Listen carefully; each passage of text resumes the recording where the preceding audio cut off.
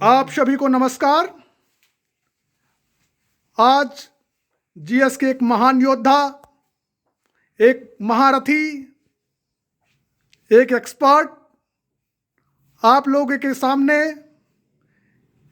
GS का एक current affair topic जो है G20, जो हाल ही में इंडोनेशिया के बाली में G20 समिट हुआ, उसके बारे में आप सभी को संक्षिप्त रूप में बताएंगे। आइए सर। नमस्कार। मैं आज करंट अफेयर्स का एक बहुत ही इम्पोर्टेंट टॉपिक जो कि G20 है, और ये इससे रिलेटेड क्वेश्चंस हमेशा पूछे जाते हैं और ये जनरल अवेयरनेस के लिए भी काफ़ी ज़रूरी है कि आखिर ये G20 है क्या, इसमें क्या होता है, इसका क्या मोटिव है, इसका क्या लक्ष्य है, ये कितना अपने लक्ष्य को प्राप्त कर पाया है और कैसा है, ये है क्या एक्चुअली। तो इस पे हम लोग डिस्कस करने जा रहे हैं। तो सबसे पहले G20 इसका नाम क्यों पड़ा, ये सबसे पहले हमको जानना है। तो G20 जैसे कि इसका ये नाम बताता है कि जैसे ग्रुप ऑफ 20 मतलब 20 देशों का एक समूह, 20 देशों का एक समूह है जो कि ये बनाता है G20 में। तो 20 देश में अगर आप कहें तो G20 में 20 देश हैं, 19 कंट्रीज और एक यूरोपियन यूनियन। सो इन 19 प्लस इसको मिला के ये एक ग्रुप बनता है, एक फोरम बना है जिसको बोलते हैं G20। इसका जो मेन, जब इस सबसे पहले ये बना कब, तो ये सितंबर 1999 में इसका ये अस्तित्व में आया, सितंबर 1999।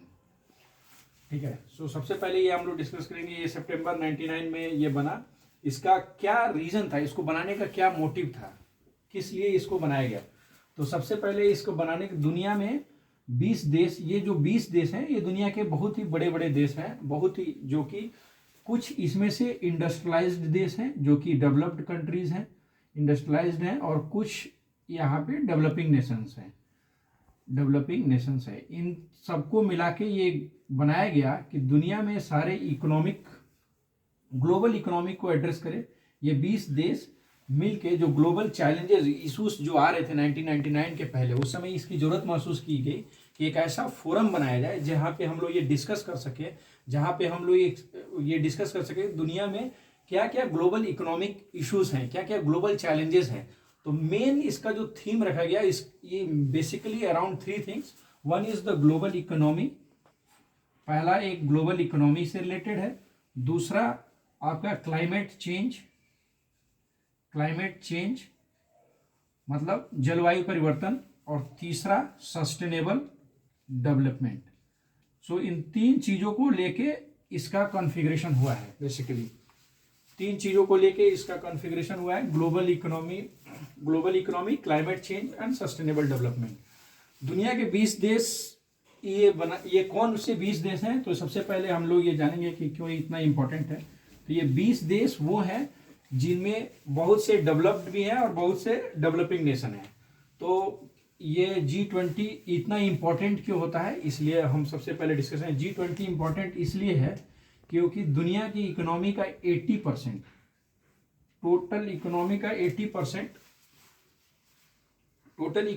80% जो है, टोटल इकोनॉमी का, दुनिया की जीडीपी का 80% इन देशों से होता है। मतलब दुनिया का जीडीपी का, अगर इन 20 देशों का जीडीपी जोड़ दिया जाए तो वो दुनिया का 80% जीडीपी होता है, फर्स्ट।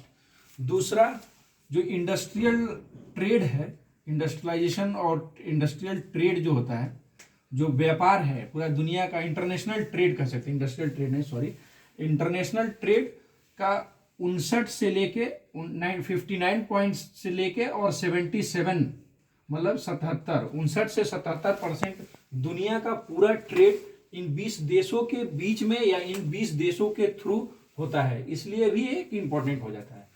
तीसरा चीज है कि दुनिया का जो ज्योग्राफिकल लोकेशन के हिसाब से दुनिया का 60% भाग इन 20 देशों को मिला के बनता है। मतलब कि पृथ्वी पे जितना पृथ्वी का 60% हिस्सा इन 20 देशों के बीच में बटा हुआ है। तो G20 सिंस इसमें जीडीपी का 80% है, इसलिए ये इकोनॉमिकल इश्यूज को डिस्कस करने का एक बहुत बड़ा फोरम हो जाता है, क्योंकि दुनिया की जीडीपी का 80% यहीं से है। तो इसलिए इकोनॉमिक इश्यूज को डील करने के लिए ये एक बहुत बड़ा फोरम हो जाता है।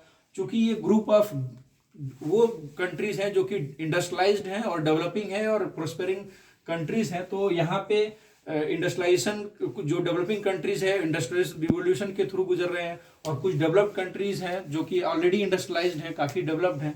तो ये एक फोरम हो सकता है जहां एक सारे वर्ल्ड लीडर बैठ के, चूंकि इसमें G20 में दुनिया के हर एक देश के राष्ट्रीय अध्यक्ष, या तो प्राइम मिनिस्टर, या तो जिस देश में राष्ट्रीय अध्यक्ष प्राइम मिनिस्टर होता है वो, या प्रेसिडेंट, या आपका मिनिस्टर, फिनांस मिनिस्टर, या आपका फॉरेन मिनिस्टर, ये कोई एक आदमी यहाँ से इसमें इस जो G20 समिट होता है उसमें पार्टिसिपेट करता है। तो ये एक ऐसा फोरम हो जाता है जहाँ पे ये वर्ल्ड लीडर एक साथ बैठ के दुनिया के इकोनॉमिक इश्यूज को डिस्कस करते हैं कि क्या इकोनॉमिक चैलेंजेस है, क्या how we can improve the economic how we can improve in with by facing the economic issues, if there is any economic issue, कैसे हम उसको डील कर सकते हैं। इंडस्ट्रियल लाइक इंटरनेशनल ट्रेड का भी 60% से 77% के बीच में फ्लक्चुएट करता है, तो इंटरनेशनल ट्रेड भी यहाँ डील करते हैं। और फिर ज्योग्राफिकल लोकेशन के हिसाब से 60% यहाँ पे इस G20 देशों में है। तो ये एक अच्छा फोरम हो सकता है जहाँ पे हम क्लाइमेट चेंज को भी डिस्कस करें, क्योंकि 60% जो भूभाग है धरती का वो इन 20 देशों के बीच में है, और ये वो देश हैं जो कि इंडस्ट्रियलाइज्ड हैं या इंडस्ट्रियलाइजेशन की तरफ बढ़ रहे हैं। तो ये एक फोरम होगा जहां हम डिस्कस करते हैं कैसे हम अपने क्लाइमेट को अच्छा बना सकते हैं, and how we can achieve a sustainable development. तो ये फर्स्ट थिंग है। तो ये मेन मोटिव इसका ये है G20 का। अभी इस साल का जो G20 समिट हुआ वो इंडोनेशिया के बाली में हुआ था। इंडोनेशिया के बाली में हुआ था जहां दुनिया के तमाम राष्ट्राध्यक्ष मौजूद थे। इंडिया की तरफ से प्राइम मिनिस्टर नरेंद्र मोदी जी गए हुए थे, और ये इसी महीने के 15 नवंबर को स्टार्ट हुआ था वहाँ पे। अगले साल इसका मीटिंग, इस G20 मीटिंग का हर एक, ये जो G20 समिट है वो हर एक साल में एक बार मोस्टली इसको ऑर्गेनाइज किया जाता है, और इन 20 देशों को 5 ग्रुप में बांटा गया है। ग्रुप ए मतलब 1 2 3 4, और हर एक में 4, इसमें भी 4, इसमें 3 देश हैं और ये 4, तो ये 20 देश। तो फर्स्ट टाइम में कोई बंदा, कोई टीम, कोई देश इसमें से प्रतिनिधित्व करता है, समिट को होस्ट करता है। नेक्स्ट टाइम इसमें से कोई एक करेगा, फिर नेक्स्ट टाइम इसमें से कोई करेगा, नेक्स्ट टाइम इसमें से, और ऐसे रोटेट होता है। तो ये रोटेशन पॉलिसी के तहत इसका ऑर्गेनाइजेशन किया जाता है कि कब ये कहाँ पे इस समिट को रखा जाएगा। तो नेक्स्ट ईयर 2023 के लिए जो G20 समिट है वो दिल्ली में रखा गया है, जो कि नेक्स्ट ईयर में होने वाला है न्यू दिल्ली में। अब रिकवर, इस G20 जो 2022 में समिट हुआ उसका जो मोटो था इस ईयर का, रिकवर टुगेदर और recover together and recover stronger था। दुनिया अभी आप लोग देख रहे हैं जैसे कि कोरोना के दौरान काफ़ी सारा इकोनॉमिक क्राइसिस, इकोनॉमिक इशूज़ और मेडिकल इमरजेंसीज और बहुत सारे चैलेंजेस जो फेस कर रही थी वर्ल्ड इकोनॉमी, तो उसको एड्रेस करने के लिए एक इस बार का ऐसा मोटो रखा गया कि, और इससे चूंकि दुनिया के देश वैक्सीनेशन के आने के बाद से रिकवर हो रहे हैं, तो इसलिए इस बार का जो मोटिव रखा गया था recover together and recover stronger. Recover together means सबको मिल के रिकवर होना है, इससे निकलना है, ऊपर उठना है, और रिकवर स्ट्रांगर, और पहले से मजबूती के साथ ऊपर उठना है, आगे बढ़ना है। तो इसलिए इसका मोटिव G20 का ये रह गया। और ये देश दुनिया के और देशों को जो इन G20 में समिट G20 में नहीं है उनको भी हेल्प करते हैं इससे रिकवर करने के लिए और चीज़ों को बेटर करने के लिए। उनको ये फाइनेंशियल इश्यूज को कैसे एड्रेस किया है as a world, as a global forum ये है, तो इसलिए ये बहुत ही इंपॉर्टेंट हो जाता है।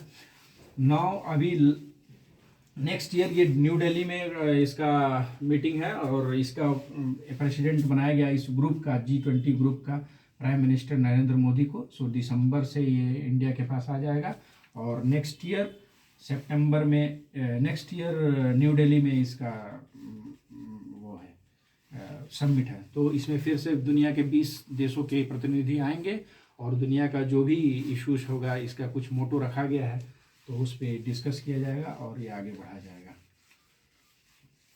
तो one world one family and कुछ ऐसा ऐसा मोटिव है। तो अभी आज के लिए इतना ही, अगले दिन हम लोग इस पर और विस्तृत जानकारी लेंगे। तो ये मेरा पहला वीडियो है, देखिए आप लोगों को पसंद आए तो।